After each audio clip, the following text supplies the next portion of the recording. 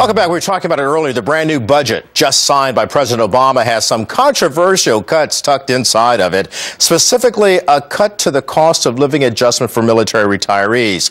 According to its critics, that cut should slash tens of thousands of dollars from some veterans' pensions. Here to offer his perspective, retired Air Force officer Lieutenant Colonel Tony Carr. Colonel, it's good of you to join us today. And I've got to ask you, what does this mean to you to see that this kind of slashing of the pension for military veterans is going on?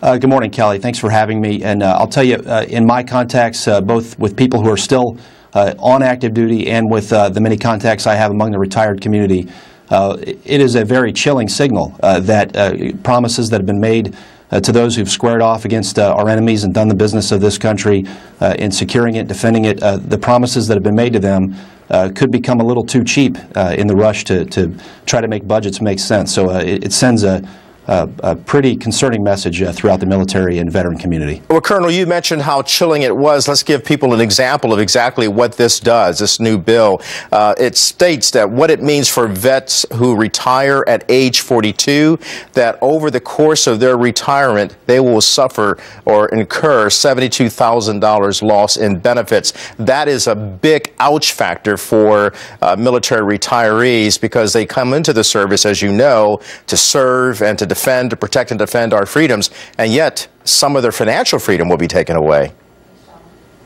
Absolutely. It's not a small amount of money that's being discussed here. I think the proponents of this provision, those who help push it through and keep it in the budget and have it successfully stay in there, would like to minimize or try to, in their narrative, try to minimize how much money we're talking about. But to someone who enlists in the United States military at the age of 18 and spends 20 years defending their country, that is a particularly large amount of money. That's enough to put a big dent in a college education for a kid. It's enough to help buy a home. And you have to remember that these people who spend 20 or more years out there defending their country don't necessarily have the same kind of marketable skills that their colleagues who spent 20 years in the private sector might have. They have an adaptation and transition process to go through when they get out. You make a very good point. Senator John McCain said over the course of a lifetime, especially a retirement plan for the military, that would equate to some $1.6 million, roughly $2 million over the course of that lifetime. However, this doesn't do any good for those who are trying to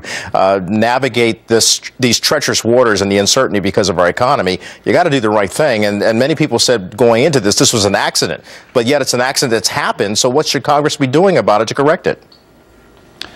Well, I think I question whether or not it was an accident, but that's probably a discussion for another time. I think this could be seen as sort of a political maneuver to try to legitimize looking at military pensions and compensation as a target for budgetary savings. And that is a very worrisome idea.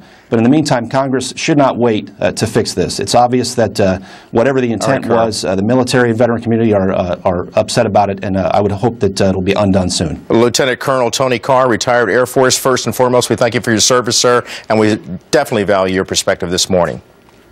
Thank you. Good day to you.